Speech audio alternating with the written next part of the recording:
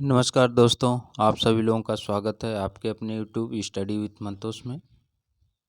आज हम लोग सी-टेट 6 से 8 के लिए सोशल स्टडी यानी सोशल साइंस के प्रैक्टिस सेट नंबर 5 को देखेंगे। जो है, आइए बिना समय गवाए शुरू करते हैं आज के सेशन को, जिसमें आज का पहला है प्रश्न। निर्देश निम्नलिखित प्रश्नों के उत्तर देने के लिए सही सबसे उपयुक्त विकल्प चुनें। प्रश्न है, वात दिग्दर्शी का प्रयोग क्या मापने के लिए किया जाता है? ऑप्शन है वायु वेग, वायु दाब, वायु दिशा, वायु तापमान। इसका सही ऑप्शन कौन सा है? इसका सही ऑप्शन है ऑप्शन नंबर सी।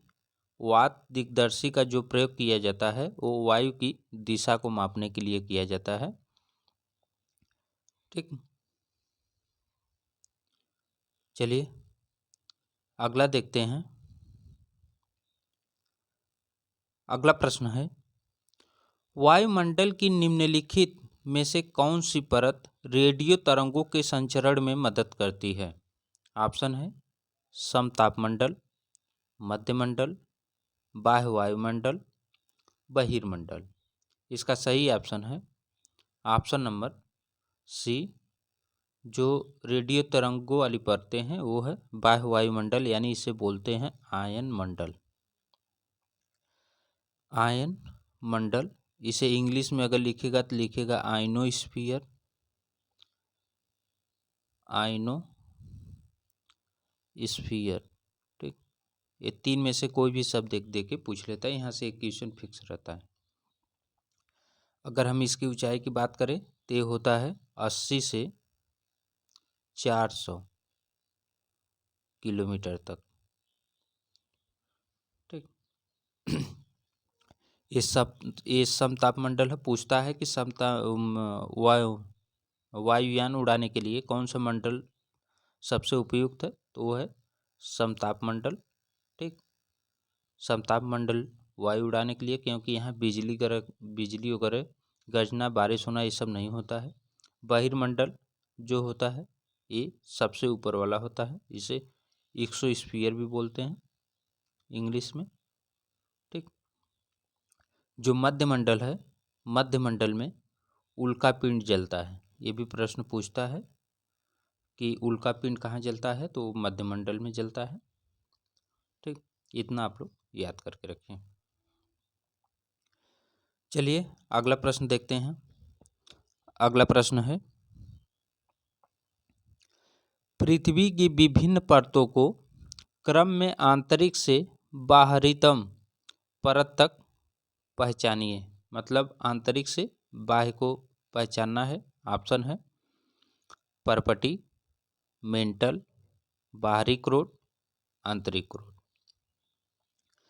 मेंटल, परपटी, बाहरी क्रोड, आंतरिक क्रोड। आंतरिक क्रोड, बाहरी क्रोड, परपटी, मेंटल।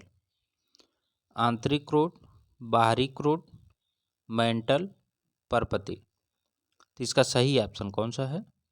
इसका सही ऑप्शन हो जाएगा, जो आंतरिक से बाह्य पूछ रहा है तो इसका सही ऑप्शन हो जाएगा ऑप्शन नंबर डी। सबसे अंदर होता है आंतरिक, फिर बाह्य क्रोध, फिर मेंटल, फिर परपटी। अगर इंग्लिश में इसे पूछेगा तो इंग्लिश पूछेगा इनर कोर, ठीक, फिर आउटर कोर, आउटर कोर, फिर पूछेगा मेंटल, ठीक, फिर पूछेगा क्रस्ट, ये पूछेगा। अगर मेंटल को भी रखेगा तो मेंटल को भी इसी तरह से दो में रखेगा, जो है इनर मेंटल, आउटर मेंटल।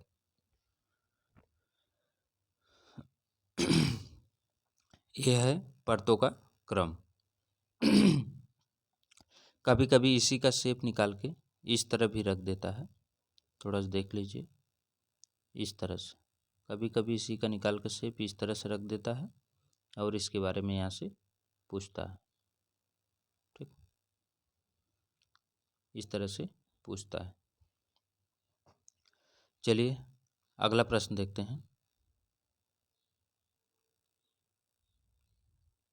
अगला प्रश्न है, दिए गए आरेख में सूर्य, पृथ्वी और चंद्रमा की स्थिति को ध्यान से देखिए और बताइए कि क्या दर्शाता है। देखिए यहाँ पे है मून, ये है सन, ये है अर्थ। ठीक, और ये समकोण में है, ये समकोण में है, लंबवत नहीं है। देख लीजिए, ऑप्शन है सूर्य ग्रहण, चंद्र ग्रहण, बृहद ज्वार भाटा, लघु ज्वार भाटा। तो इसका सही ऑप्शन कौन सा हो जाएगा? इसका सही ऑप्शन हो जाएगा ऑप्शन नंबर डी। ये लघु ज्वार को दर्शा रहा है।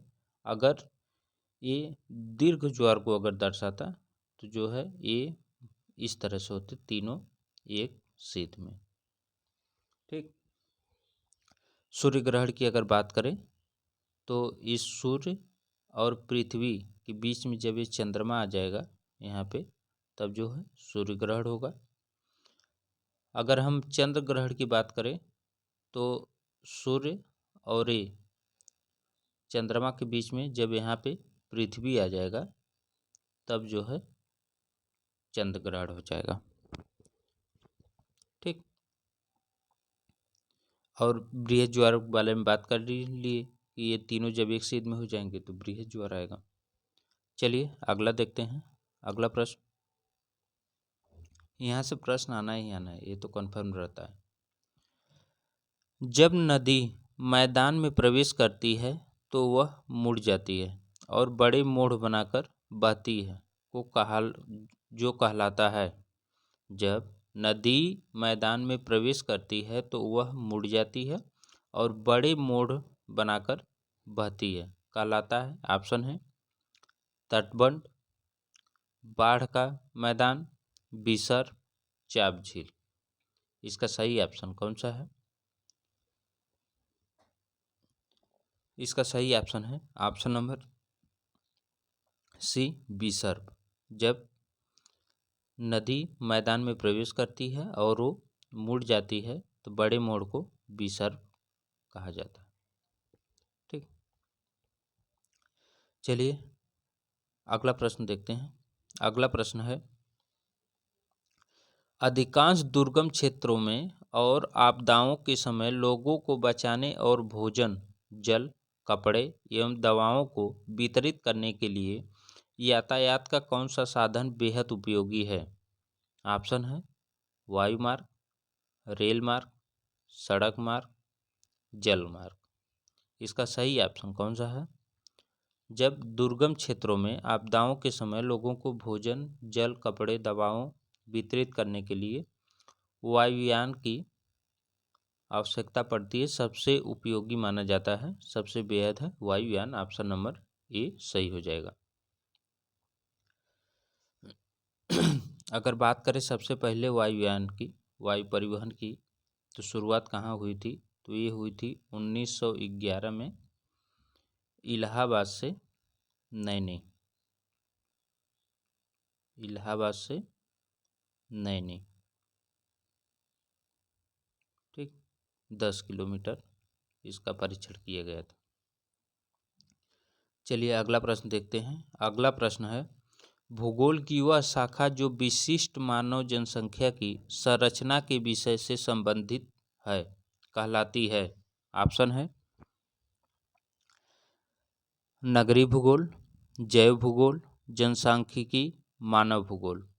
इसका सही ऑप्शन कौन सा है? इसका सही ऑप्शन है ऑप्शन नंबर सी, जनसांख्यिकी। भूगोल की वह शाखा जो विशिष्ट मानव जनसंख्या की संरचना के विषय से संबंधित है वो जनसांख्यिकी कहलाती है।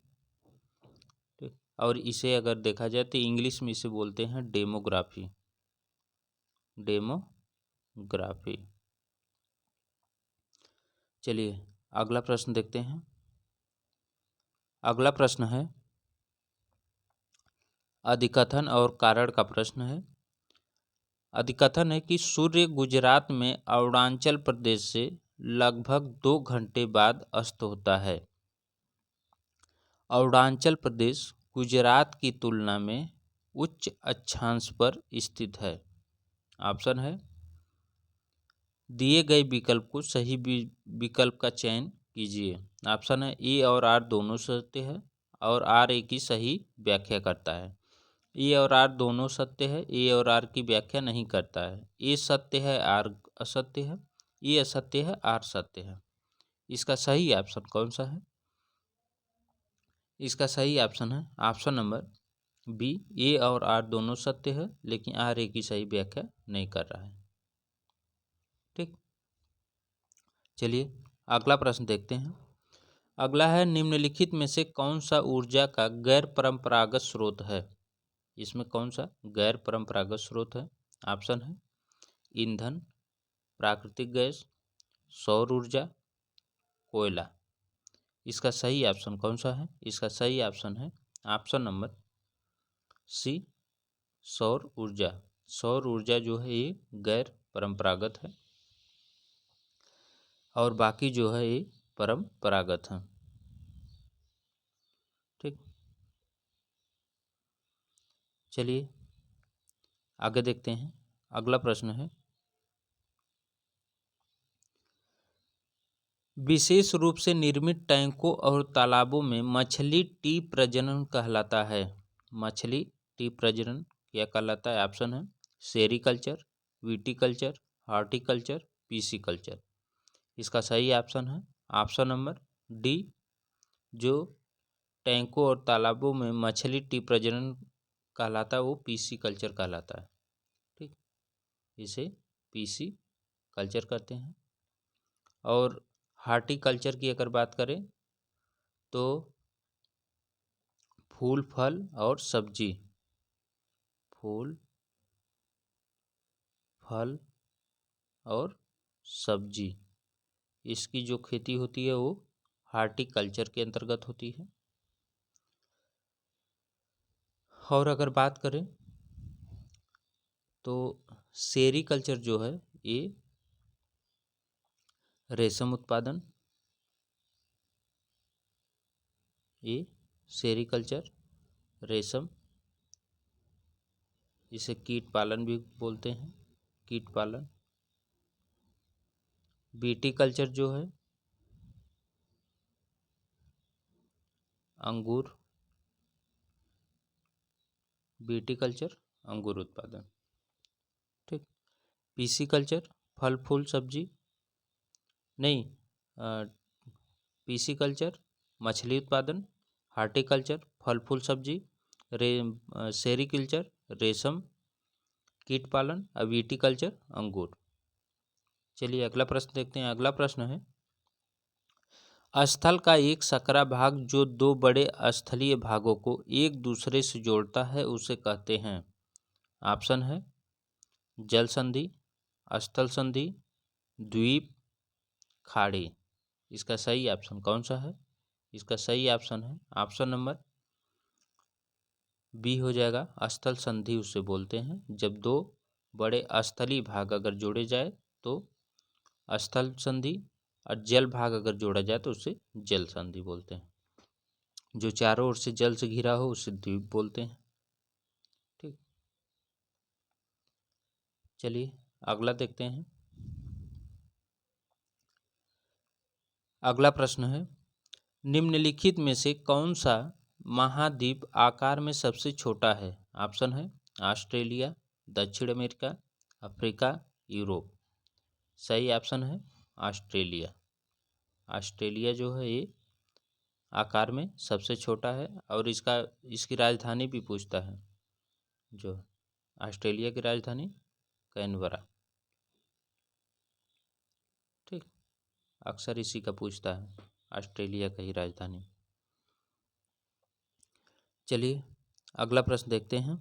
अगला प्रश्न है, उच्च प्राथमिक स्तर पर सामाजिक विज्ञान में शामिल है। ऑप्शन है, इतिहास, भूगोल, राजनीति विज्ञान, मनोविज्ञान। इतिहास, भूगोल, अर्थशास्त्र, समाजशास्त्र।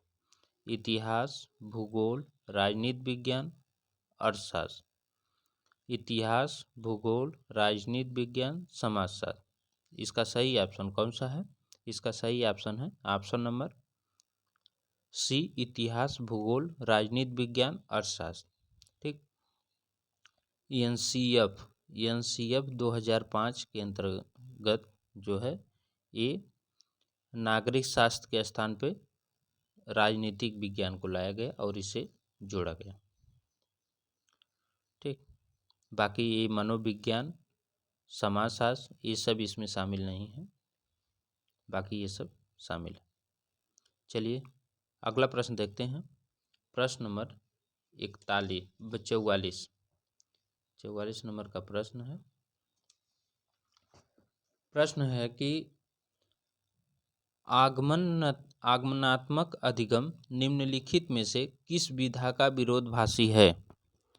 आगमनात्मक अधिगम निम्नलिखित में से किस विधा का विरोधाभासी है? ऑप्शन है व्याख्यानात्मक शिक्षण, संरचनात्मक प्रशिक्षण, अनुकरण, निपुणात्मक अधिगम।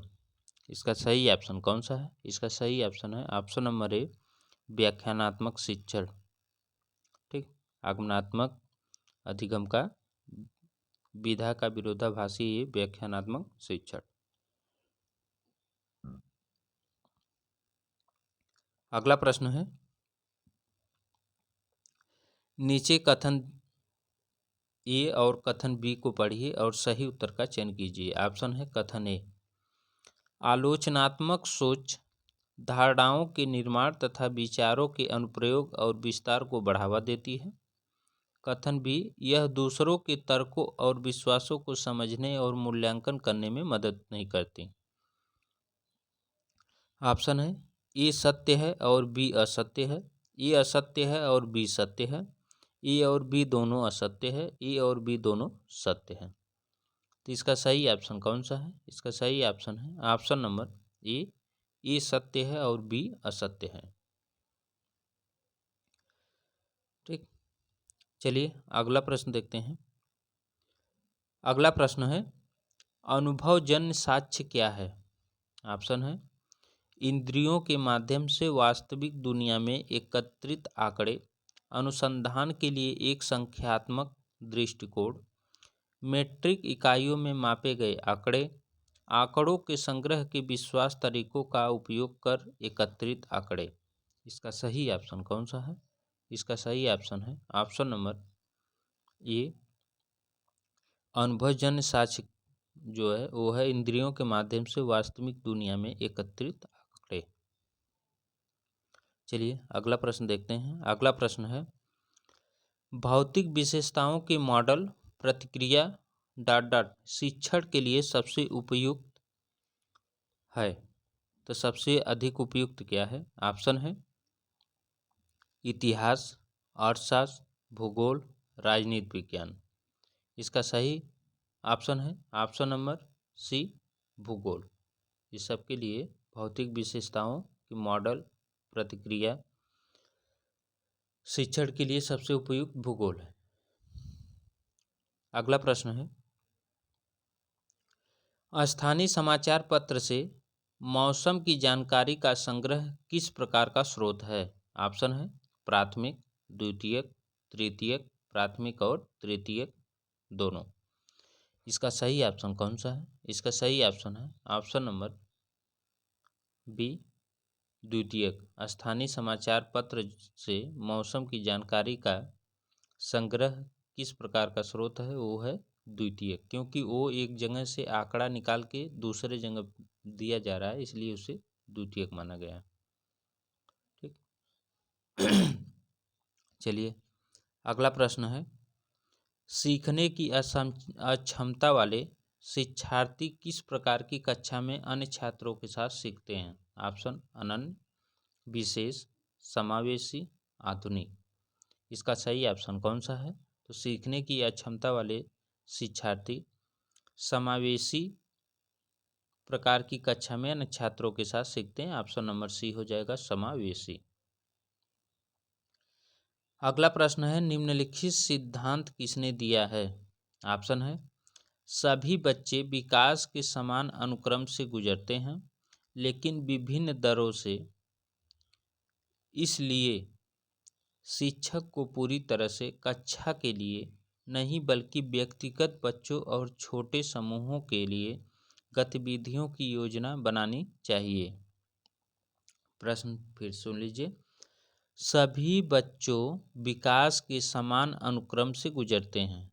जो सभी बच्चे हैं वो विकास के समान अनुक्रम से गुजरते हैं लेकिन विभिन्न दरों से, ठीक, समान दरों से नहीं, विभिन्न दरों से। इसके लिए शिक्षक को पूरी तरह से कक्षा के लिए नहीं बल्कि व्यक्तिगत बच्चों और छोटे समूहों के लिए गतिविधियों की योजना बनानी चाहिए। ऑप्शन है, ये सिद्धांत कौन दिया था? C.L. Ogden, D Purcell, J.H. Bell, Jean पियाजे। तो इसका सही ऑप्शन कौन सा है? इसका सही ऑप्शन है ऑप्शन नंबर डी, जीन पियाजे। ये जीन पियाजे का सही है। और जीन पियाजे संज्ञानात्मक विकास को 4 अवस्था में बांटे थे। कितने? 4। इसके बारे में पीछे चर्चा भी हुई है, जो है संवेदीकामक, पूर्व संक्रियात्मक, मूर्त संक्रियात्मक, अमूर्त संक्रियात्मक या औपचारिक। चलिए अगला प्रश्न देखते हैं। अगला प्रश्न है, कक्षा में सहकारी शिक्षा को बढ़ावा देने के लिए एक शिक्षक को चाहिए। अब एक शिक्षक को क्या चाहिए? ऑप्शन है छात्रों को बहस और चर्चाओं में लगाएं, उन्हें व्यक्तिगत परियोजनाएं दें, काम के लिए कक्षा को छोटे समूहों में विभाजित करें, परियोजना को करने के लिए उन्हें विभिन्न स्रोत प्रदान करें। इसका सही ऑप्शन कौन सा है? तो सहकारी शिक्षा को बढ़ावा देने के लिए आप छात्रों को बहस और चर्चाओं में लगाएं। ऑप्शन नंबर ए सही हो जाएगा। ऑप्शन नंबर ए सही है, ठीक। तो बहस और चर्चा का जो विषय होता है इसे सही माना जाता है सबके लिए। तो ऑप्शन नंबर ए सही हो जाएगा, छात्रों को बहस और चर्चाओं में लगाएं। अगला प्रश्न है, एक आत्मनिर्देशित आत्म अनुशासित सोच को जो एक उचित तरीके से गुणवत्ता के उच्चतम स्तर पर तर्क करने का प्रयास करती है उसे कहते हैं। ऑप्शन है आलोचनात्मक सोच, जटिल सोच, बुद्धिमान सोच, अमूर्त सोच। तो एक आत्मनिर्देशित आत्म अनुशासित सोच जो एक उचित तरीके से गुणवत्ता के उच्चतम स्तर तक करने का प्रयास करती है उसे कहते हैं। तो इसका सही ऑप्शन कौन सा है? इसका सही ऑप्शन है ऑप्शन नंबर ए आलोचनात्मक सोच, यही सही हो जाएगा। अगला प्रश्न है, अजंता गुफा चित्रों में इस्तेमाल किए गए रंग निम्नलिखित में से किस सामग्री से प्राप्त किए गए हैं? ऑप्शन है पशु अंगों के अवशेष, ग्रेफाइट, पौधों और खनिज, स्लेट। इसका सही ऑप्शन कौन सा है? इसका सही ऑप्शन है ऑप्शन नंबर सी, पौधों और खनिजों से प्राप्त किया गया था, जो अजंता गुफा में चित्रों में इस्तेमाल किया गया रंग है। चलिए अगला प्रश्न है,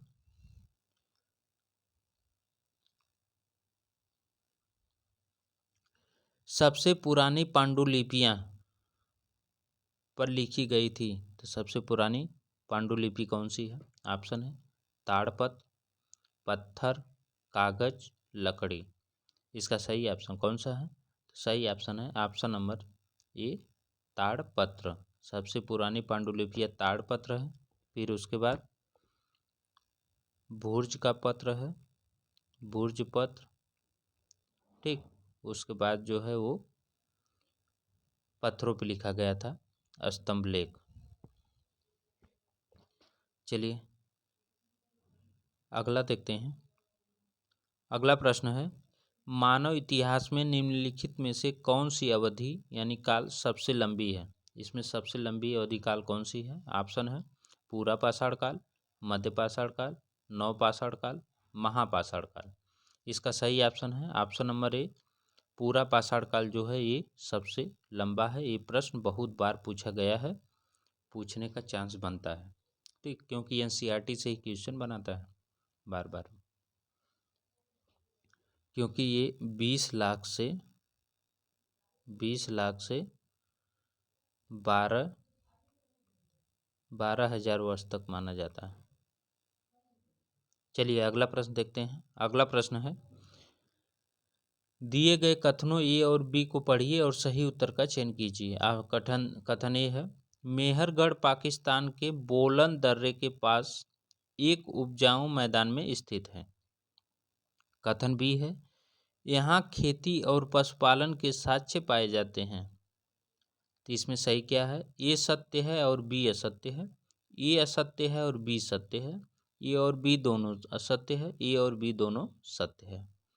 तो इसका सही ऑप्शन कौन सा है? इसका सही ऑप्शन है option number D, A B दोनों सत्य है। मेहरगढ़ पाकिस्तान के बोलन दर्रे के पास से उपजाऊ मैदान उपस्थित है। यहाँ खेती और पशुपालन के साक्ष्य मिले हैं। सबसे पहले यहाँ पे जौ और गेहूं के साक्ष्य मिले थे। ठीक, चलिए अगला प्रश्न देखते हैं। अगला प्रश्न है, भारत के निम्नलिखित राज्यों में से किस एक राज्य में हड़प्पा के नगर सबसे बड़ी संख्या में मिले हैं? तो कहाँ पे मिले हैं? 57 नंबर का प्रश्न है। ऑप्शन है पंजाब, हरियाणा, गुजरात, जम्मू कश्मीर। तो इसका सही ऑप्शन कौन सा है? तो इसका सही ऑप्शन है option number C, Gujarat. Gujarat से जो है वो हड़प्पा के सबसे बड़े संख्या में राज्य मिले हैं। ठीक, और अगर देख लें यहाँ पे तो क्या क्या है गुजरात में, तो रंगपुर, लोथल, धौलावीरा,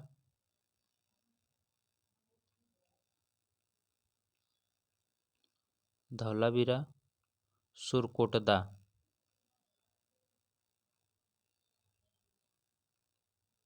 ये सब जो है वहाँ के प्रमुख हैं। चलिए अगला देखते हैं। अगला प्रश्न है, ऋग्वेद मूल रूप से निम्नलिखित में से किस भाषा में रची गई थी? तो मूल रूप से ऋग्वेद किस भाषा में रची गई थी? ऑप्शन है ब्राह्मी, पाली, संस्कृत, प्राकृतिक। इसका सही ऑप्शन है option number C, Sanskrit. Rigveda की जो रचना हुई थी वो संस्कृत भाषा में हुई थी। ठीक, इसमें कभी कभी पूछ लेता है ऋग्वेद में कितने मंडल हैं? तो 10 मंडल हैं। ठीक, 1028 सूक्त हैं। ये प्रश्न बनता है अगर पूछे वेद कितने हैं, तो वेद 4 हैं। कौन कौन? ऋग्वेद, यजुर्वेद,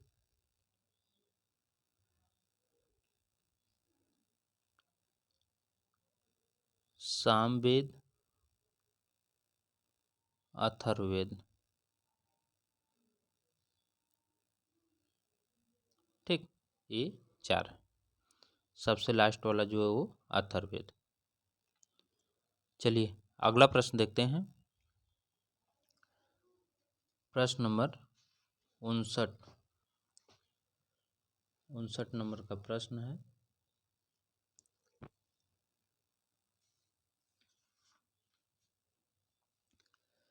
छठी शताब्दी ईसा पूर्व में मगध महाजनपद के पहले शासक थे।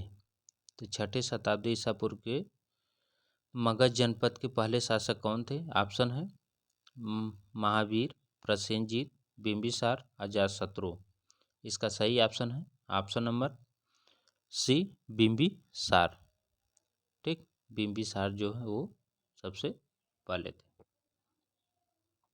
बिंबिसार को ही मगध साम्राज्य का वास्तविक शासन माना जाता है। अगला प्रश्न है, निम्नलिखित में से कौन सा बौद्ध धर्म की त्रिरत्नों में से नहीं है? तो बौद्ध के त्रिरत्न में से कौन सा नहीं है? ऑप्शन है बुद्ध, धम्म, अहिंसा, संघ। इसका सही ऑप्शन है अहिंसा। अहिंसा जो है ये उनकी में त्रिरत्न में नहीं था, बुद्ध था, धम्म था और संघ था। चलिए अगला देखते हैं। अगला प्रश्न है, निम्नलिखित में से कौन राज्यसभा सदस्यों का चुनाव करता है? राज्यसभा सदस्यों का चुनाव कौन करता है? ऑप्शन है विधानसभा निर्वाचन क्षेत्रों के मतदाता, संसदीय निर्वाचन क्षेत्रों के मतदाता, लोकसभा सदस्य, विधानसभा के सदस्य, विधायक। इसका सही ऑप्शन कौन सा है? सही ऑप्शन है ऑप्शन नंबर डी, विधानसभा के सदस्य, विधायक। ये संविधान के अनुच्छेद 80(4) के अनुसार राज्यसभा के सदस्यों का चुनाव राज्य विधानसभाओं के निर्वाचित सदस्य और केंद्र शासित प्रदेश यानी दिल्ली व पांडुचेरी विधानसभा के निर्वाचित सदस्य द्वारा आनुपातिक प्रतिनिधित्व पद्धति के आधार पर एकल समकक्षीय मत द्वारा किया जाता है। ठीक, चलिए अगला देखते हैं। अगला प्रश्न है, भारत द्वारा निम्नलिखित में से किस शासन प्रणाली को अपनाया गया था? ऑप्शन है संसदीय और एकात्मक, राष्ट्रपति और संघीय, राष्ट्रपति और एकात्मक, संसदीय और संघीय। इसका सही ऑप्शन कौन सा है? तो इसका सही ऑप्शन है भारत द्वारा शासन प्रणाली संसदीय और संघीय को अपनाया गया। ऑप्शन नंबर डी सही हो जाएगा। ठीक, ऑप्शन नंबर डी। अगला प्रश्न है, अनुसूचित जातियों के लिए किसने संसदीय निर्वाचन क्षेत्र आरक्षित किए हैं? तो अनुसूचित जातियों के लिए कितने संसदीय निर्वाचन क्षेत्र आरक्षित हैं? ऑप्शन है 48, 84, 47, 74। इसका सही ऑप्शन कौन सा है? सही ऑप्शन है ऑप्शन नंबर बी 84। ठीक, चलिए अगला देखते हैं। अगला प्रश्न है, भारत में अस्पृश्यता प्रथा के कारण निम्नलिखित में से किस मौलिक अधिकार का उल्लंघन किया जाता है? ऑप्शन है समानता का अधिकार, स्वतंत्रता का अधिकार, शोषण के विरुद्ध अधिकार, संवैधानिक उपचारों का अधिकार। तो इसका सही ऑप्शन कौन सा है? सही ऑप्शन है ऑप्शन नंबर ए, समानता का अधिकार। भारत में अस्पृश्यता का जो प्रथा के अंत के कारण उल्लंघन हुआ था समानता के अधिकार। अगर पूछे कि अस्पृश्यता किस अनुच्छेद में है तो अनुच्छेद नंबर 17 में। ठीक, चलिए अगला प्रश्न देखते हैं। प्रश्न नंबर है, भारत के संविधान के अनुसार निम्नलिखित में से कौन सा मौलिक अधिकार नहीं है? इसमें कौन सा मौलिक अधिकार नहीं है? ऑप्शन है शिक्षा का अधिकार, शोषण के विरुद्ध अधिकार, धर्म की आज़ादी का अधिकार, संपत्ति का अधिकार। तो इसका सही ऑप्शन कौन सा है? आप सही ऑप्शन है ऑप्शन नंबर डी, संपत्ति का अधिकार जो है ये मौलिक अधिकार नहीं है। बाकी ये तीनों जो हैं मौलिक अधिकार है। इसे जो है पहले भी मौलिक अधिकार में रखा गया था, लेकिन बाद में इसका संशोधन करके 44वें संशोधन 1978 में इसे हटा के अनुच्छेद 300 क में जोड़ दिया गया। अगला प्रश्न है, अस्पृश्यता ... के आधार पर भेदभाव को संदर्भित करती है। ऑप्शन है शारीरिक विकलांगता, लिंग, जाति, वंश। इसका सही ऑप्शन कौन सा है? इसका सही ऑप्शन है ऑप्शन नंबर सी, जाति। अस्पृश्यता जाति के आधार पर भेदभाव को संदर्भित करती थी। चलिए अगला प्रश्न है,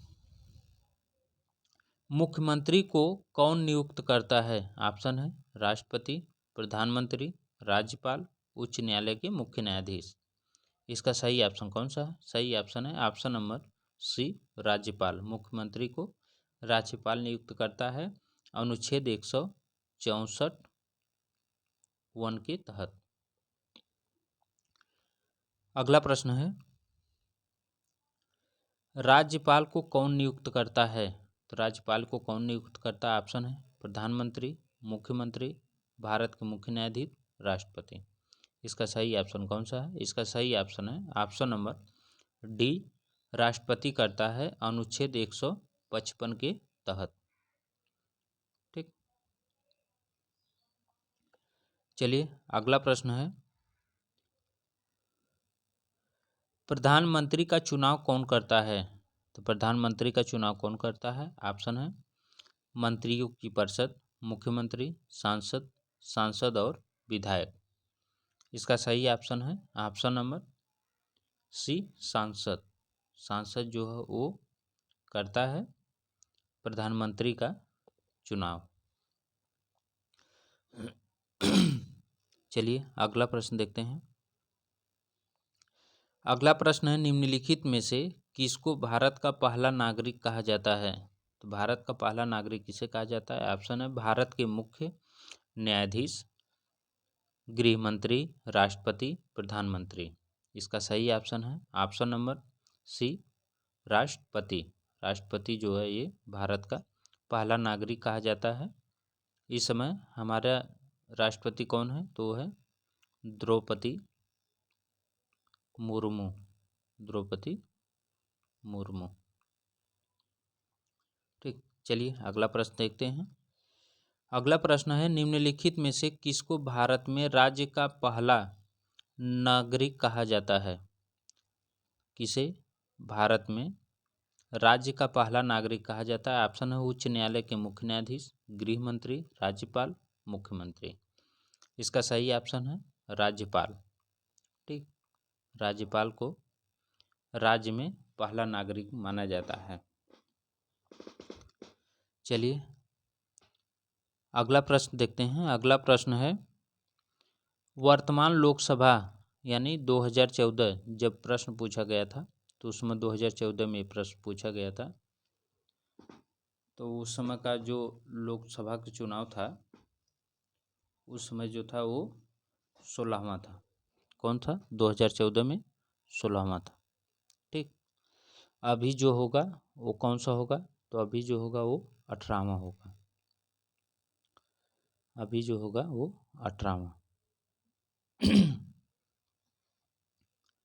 चलिए अगला देखते हैं। अगला प्रश्न है, भारत का वर्तमान राष्ट्रपति कौन है? तो भारत में वर्तमान राष्ट्रपति कौन है? उस समय का प्रश्न था, तो उस समय रामनाथ कोविंद थे। अभी कौन है? द्रौपदी मुर्मू। अभी का द्रौपदी मुर्मू। ठीक, चलिए अगला प्रश्न देखते हैं। प्रश्न नंबर 74, भारत के संविधान में निम्नलिखित में से किसका उल्लेख नहीं किया गया है? तो किसका उल्लेख नहीं किया गया है भारत के संविधान में? ऑप्शन है राज्यों और केंद्र शासित प्रदेशों के नाम, सरकार का ढांचा, राजनीतिक दलों के नाम, नागरिकों के नाम। इसका सही ऑप्शन कौन सा है? इसका सही ऑप्शन है ऑप्शन नंबर सी, राजनीतिक दलों के नाम। ये जो है नहीं नाम दिया गया है, बाकी राज्यों और केंद्र शासित प्रदेशों के नाम ये दिया गया है। अनुच्छेद 1 से 4 के अंतर्गत इसे रखा गया है। ठीक, और सरकार का ढांचा ये अनुच्छेद 79 से 122 के अंतर्गत रखा गया है। और नागरिकों का अधिकार जो है ये 12 से 35 के बीच रखा गया है, इसलिए विकल्प सी सही हो जाएगा। चलिए अगला प्रश्न देखते हैं। प्रश्न नंबर 75, राज्यसभा में सदस्यों को कौन नामांकित करता है? ऑप्शन है राष्ट्रपति, उपराष्ट्रपति, प्रधानमंत्री, सर्वोच्च न्यायालय के मुख्य न्यायाधीश। सही ऑप्शन कौन सा है? सही ऑप्शन है ऑप्शन नंबर ए, राष्ट्रपति। राज्यसभा में सदस्यों को कौन नामांकित करता है? तो राष्ट्रपति करता है। और ये कितने सदस्यों को नामांकित करता है यानी मनोनीत करता है? वो हैं 12 सदस्य। अगला प्रश्न है, निम्नलिखित में से कौन भारतीय संविधान सभा का अध्यक्ष था? तो भारतीय संविधान सभा का अध्यक्ष कौन था? ऑप्शन है C, Rajagopalachari, doctor B R Ambedkar, doctor Rajendra Prasad, Jawaharlal Nehru. सही ऑप्शन है option number C, doctor Rajendra Prasad.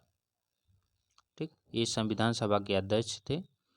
ठीक, अस्थाई अगर अध्यक्ष पूछे, अस्थाई, तो वो थे सच्चिदानंद सिन्हा।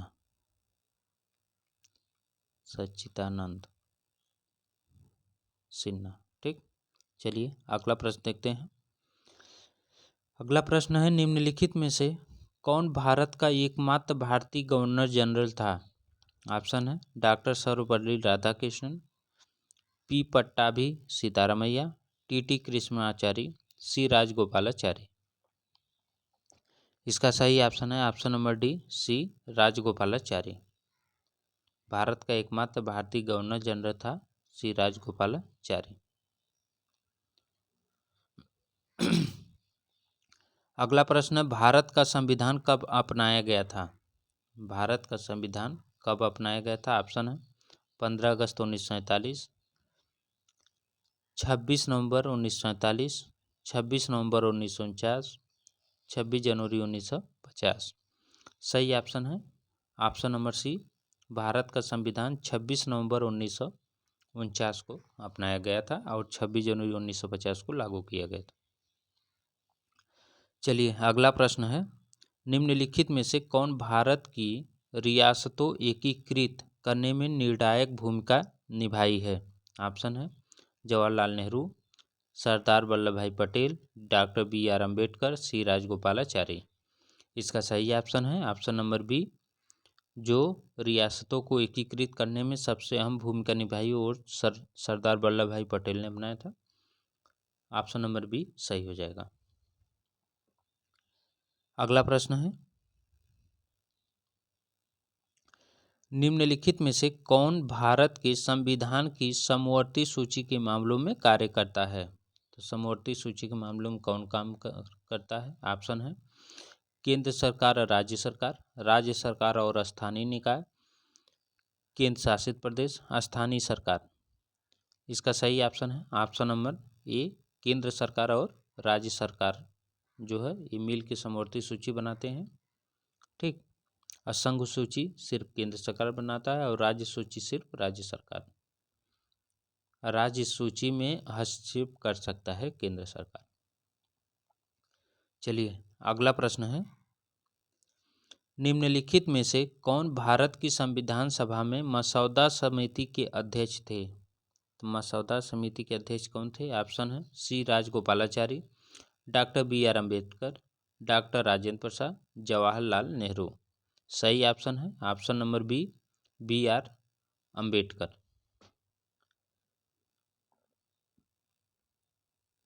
अगला प्रश्न है, 18वीं सदी में किसके नेतृत्व में बंगाल धीरे धीरे मुगल नियंत्रण के से अलग हो गया? ऑप्शन है मुर्शिद कुली खां, नादिर शाह, अलीवर्दी खां, बुरहान उल मुल्क। सही ऑप्शन है ऑप्शन नंबर ए, मुर्शिद कुली खां के समय में बंगाल धीरे धीरे नियंत्रण से अलग हो गया। कब? 18वीं सदी में। अगला प्रश्न है, निम्नलिखित में से किस गवर्नर जनरल ने फैसला किया कि बहादुर शाह जफर आखिरी मुगल सम्राट होंगे और उनकी मृत्यु के बाद किसी भी वंशज को शासक के रूप में पहचाना नहीं जाएगा? ऑप्शन है Lord Dalhousie, William Bentinck, Lord Canning, Lord Cornwallis. तो इसका सही ऑप्शन है option number C, Lord Canning ये बोला था जो कि अंतिम मुगल सम्राट जो होंगे वो बहादुर शाह जफर होंगे। चलिए अगला प्रश्न है, किस गवर्नर जनरल ने अवध के ऊपर ब्रिटिश कानून आरोपित किया? ऑप्शन है Lord Ripon, Lord Canning, Lord Dalhousie, Lord Mountbatten. सही ऑप्शन है option number C, Lord Dalhousie. जो अवध के ऊपर ब्रिटिश कानून आरोपित किया था वो लॉर्ड डलहौजी किया था। चलिए अगला प्रश्न है, कानपुर के किस शासक ने खुद को पेशवा कहा? ऑप्शन है नाना साहब, बाजीराव प्रथम, बाजीराव द्वितीय, बहादुर शाह जफर। इसका सही ऑप्शन है option number A, Nana Saheb. Nana Saheb सही ऑप्शन है। नाना साहब का मूल नाम भी पूछता, उनका नाम था धोधू पंत। धोधू पंत। चलिए अगला प्रश्न देखते हैं। अगला प्रश्न है, कारखाने के विषय में पढ़ाने के लिए सबसे उपयोगी विधि होगी। तो कारखाने को पढ़ाने के लिए सबसे उपयोगी विधि क्या है? ऑप्शन है, एक कहानी सुनाना, किसी विशेषज्ञ को नियंत्रित करना, किसी औद्योगिक कारखाने की यात्रा आयोजित करना, एक डॉक्यूमेंट्री फिल्म दिखाना। तो इसका सही ऑप्शन कौन सा है? 86 नंबर का प्रश्न है। इसका सही ऑप्शन है ऑप्शन नंबर सी, किसी औद्योगिक कारखाने की यात्रा आयोजित करना। ठीक, चलिए अगला प्रश्न देखते हैं। प्रश्न नंबर 87, ईडूसैट से क्या अभिप्राय है? ऑप्शन है, रॉकेट जिसका उपयोग मानव निर्मित उपग्रह को सूर्य की कक्षा में स्थापित करने के लिए किया जाता है, सौर मंडल में खोजा गया एक नया ग्रह, एक क्षुब्ध ग्रह जो मंगल और बृहस्पति की कक्षा में पाया जाता है, एक मानव निर्मित भारतीय उपग्रह। इसका सही ऑप्शन है ऑप्शन नंबर डी, एडूसैट जो है वो एक मानव निर्मित भारतीय उपग्रह है। ठीक, और इसे लॉन्च कब किया गया था? तो 20 सितंबर 2004 में किया गया था। ये भी पूछ सकता है कहाँ से किया गया था, तो ये श्री हरिकोटा से किया गया था। कहाँ से? श्री हरिकोटा से। अगला प्रश्न है, पंचवाड़ी और बीजक निम्नलिखित में से किस महान हस्ती के छंद और विचारों को संरक्षित करता है? ऑप्शन है, मीराबाई, कबीर, गुरु नानक, रविदास। सही ऑप्शन है ऑप्शन नंबर बी, रविदास का। ये बहुत फेमस है, पंचवाड़ी और बीजक। अगला प्रश्न है, एलोरा की गुफा का भित्ति चित्र जिसमें विष्णु को नरसिंह अर्थात पुरुष सिंह के रूप में दिखाया गया है, किस काल की कृति है? ऑप्शन है, गुर्जर प्रतिहार, राष्ट्रकूट, चालुक्य, गुप्त काल। सही ऑप्शन है राष्ट्रकूट। ऑप्शन नंबर बी सही हो जाएगा, राष्ट्रकूट। अगला प्रश्न है, निम्नलिखित में से कौन संगठन उपनिषद में आस्था रखता है? ऑप्शन है, ब्रह्म समाज, रामकृष्ण मिशन, सत्यशोधक समाज, सेवा समाज। सही ऑप्शन है ऑप्शन नंबर ए, ब्रह्म समाज। ठीक, उपनिषद में आस्था रखता था वो है ब्रह्म समाज। अगर बोले कि ब्रह्म समाज की स्थापना कौन किया था, तो ये किए थे राजा राम मोहन राय। मोहन राय कब किए थे? 1828 में। ठीक, चलिए अगला देखते हैं। हो गया प्रश्न पूरा complete. Thank you for watching.